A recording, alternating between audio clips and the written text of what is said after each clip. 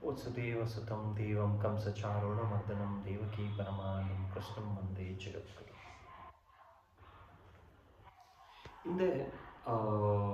ಹಿಂದಿನ ಶ್ಲೋಕದಲ್ಲಿ ನಾವು ಯೋಗಾಭ್ಯಾಸ ಮಾಡಬೇಕು. ಯೋಗಾಭ್ಯಾಸವನ್ನು ಯಾವ ಸ್ಥಳದಲ್ಲಿ ಮಾಡಬೇಕು? ಪುಣ್ಯ ಸ್ಥಳದಲ್ಲಿ ಮಾಡಬೇಕು. ಮತ್ತು ಯೋಗಾಭ್ಯಾಸ ಮಾಡಬೇಕಾದ್ರೆ ಯಾವ ರೀತಿ ಕೂತ್ಕೋಬೇಕು?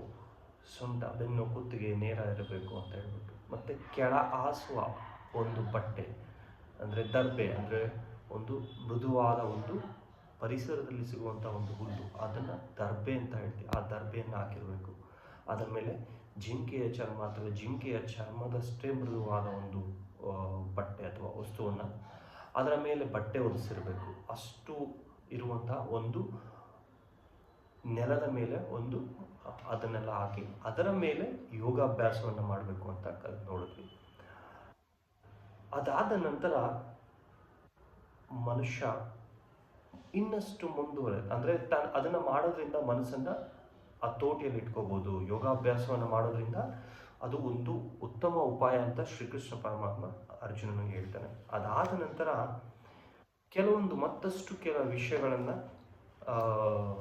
ಮುಂದುವರೆದ ಭಾಗದಲ್ಲಿ ಹೇಳ್ತಾರೆ. ಅದರಲ್ಲಿ ಧ್ಯಾನ ಯೋಗ ಅಂದರೆ 6ನೇ ಅಧ್ಯಾಯ ಭಗವದ್ಗೀತೆಯ 17ನೇ ಶ್ಲೋಕದಲ್ಲಿ ಹೇಳ್ತಾರೆ, ಯುಕ್ತಾಹಾರ ವಿಹಾರಸ್ಯ ಯುಕ್ತ ಚೇಷ್ಟಸ್ಯ ಕರ್ಮಸು ಯುಕ್ತ ಸ್ವಪ್ನೋಭವ ಬೋಧಸ್ಯ ಯೋಗೋ ಭವತಿ ದುಃಖ ಅಂತ ಹೇಳ್ತಾರೆ. ಅಂದರೆ ಯುಕ್ತ ಅಂದರೆ ನಿಯಂತ್ರಣದಲ್ಲಿ ಇಟ್ಕೊಳ್ಳೋದು ಅಂತ ಹೇಳ್ತಾರೆ. ಯುಕ್ತಾಹಾರ ಅಂದರೆ ಆಹಾರದಲ್ಲಿ ನಿಯಂತ್ರಣದಲ್ಲಿರಬೇಕು. ವಿಹಾರಸ್ಯ ಅಂದರೆ ಯುಕ್ತಾರಸ್ಯ ವಿಹಾರಸ್ಯ, ಯುಕ್ತಾರ ವಿಹಾರಸ್ಯ ಅಂದರೆ ಯುಕ್ತ ಆಹಾರ ವಿಹಾರದಲ್ಲಿ ಅಂದರೆ ಹೊರ ಪ್ರಪಂಚದಲ್ಲಿ ಸುತ್ತುವುದು, ಅದನ್ನು ಕಡಿಮೆ ಮಾಡ್ಕೋಬೇಕು.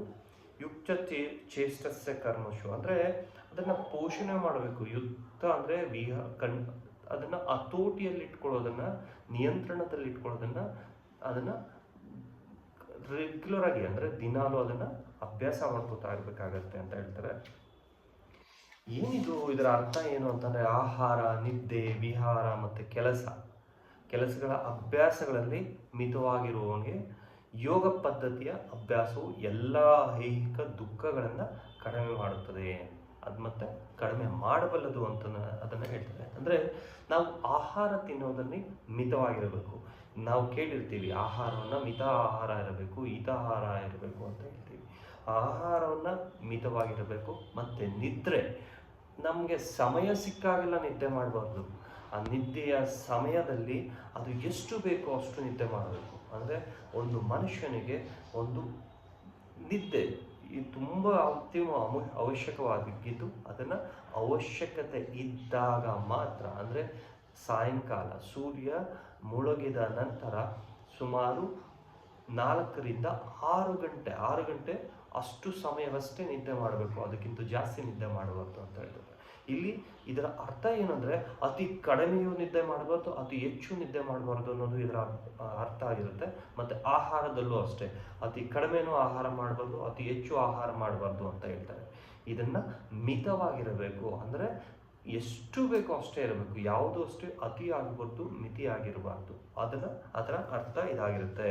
ಇದನ್ನು ಮಾಡ್ತಾ ಹೊರ ಪ್ರಪಂಚದ ಐಹಿಕ ಕೆಲಸಗಳಲ್ಲಿ ಕಡಿಮೆ ಮಾಡ್ಕೊಂತ ಆಂತರಿಕ ಅಥವಾ ಅಂತರಾತ್ಮದ ಕೆಲಸ ಅಂದರೆ ಕೃಷ್ಣ ಪ್ರಜ್ಞೆಯಲ್ಲಿ ತನ್ನನ್ನು ತಾನು ತೊಡಗಿಸ್ತಾ ಇದ್ದರೆ ಇದು ಏನಾಗುತ್ತೆ ಅಂದರೆ ಕೃಷ್ಣ ಪ್ರಜ್ಞೆನ ಅತಿ ಹೆಚ್ಚು ಮಾಡ್ತಾ ಇರುತ್ತೆ. ಅಂದರೆ ಇದನ್ನೆಲ್ಲ ಅಂದರೆ ಈ ಆಹಾರ ಪದ್ಧತಿ, ನಿದ್ದೆ, ಹೊರಗಡೆ ಪ್ರಪಂಚದ ಕೆಲಸಗಳಲ್ಲಿ ಕಡಿಮೆ ಮಾಡೋದ್ರಿಂದ ಏನಾಗುತ್ತೆ ಅಂದರೆ ಕೃಷ್ಣ ಪ್ರಜ್ಞೆ ಹೆಚ್ಚಾಗ್ತಾ ಇರುತ್ತೆ.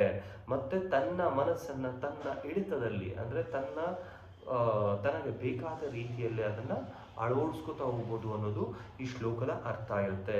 ಇದೆಲ್ಲ ಮಾಡೋದ್ರಿಂದ ಏನಾಗುತ್ತೆ ಅಂದರೆ ಮನುಷ್ಯನಿಗೆ ದುಃಖವನ್ನು ಕಡಿಮೆ ಮಾಡ್ತಾ ಇರುತ್ತೆ ಅಂತ ಹೇಳ್ತಾರೆ. ಇದನ್ನು ಅಂದರೆ ಆಹಾರದಲ್ಲಿ ಮಿತಿ ಇರಬೇಕು, ಮತ್ತು ನಿದ್ದೆಯಲ್ಲಿ ಮಿತಿ ಇರಬೇಕು, ಮತ್ತು ವಿಹಾರದಲ್ಲಿ ಸುತ್ತುವಿಕೆ ಈ ಥರದ್ರಲ್ಲಿ ಕಡಿಮೆ ಮಾಡ್ಕೋತಾ ತನ್ನನ್ನು ತಾನು ಮನಸ್ಸಿನ ಮೇಲೆ ತನ್ನ ಹಿಡಿತವನ್ನು ಸಾಧಿಸ್ತಾ ಹೋದವನಿಗೆ ಏನಾಗುತ್ತೆ, ಅವನ ದುಃಖ ಕಡಿಮೆ ಆಗ್ತಾ ಹೋಗ್ತಾ ಇರುತ್ತೆ. ಅವನು ಆಂತರಿಕವಾಗಿ ಸುಖಗಳನ್ನು ಪಡಿತಾ ಇರ್ತಾನೆ, ಕೃಷ್ಣ ಪ್ರಜ್ಞೆಯಲ್ಲಿ ಇರ್ತಾನೆ ಅನ್ನೋದನ್ನ ಇಲ್ಲಿ ಈ ಶ್ಲೋಕದಲ್ಲಿ ಹೇಳ್ತಾರೆ.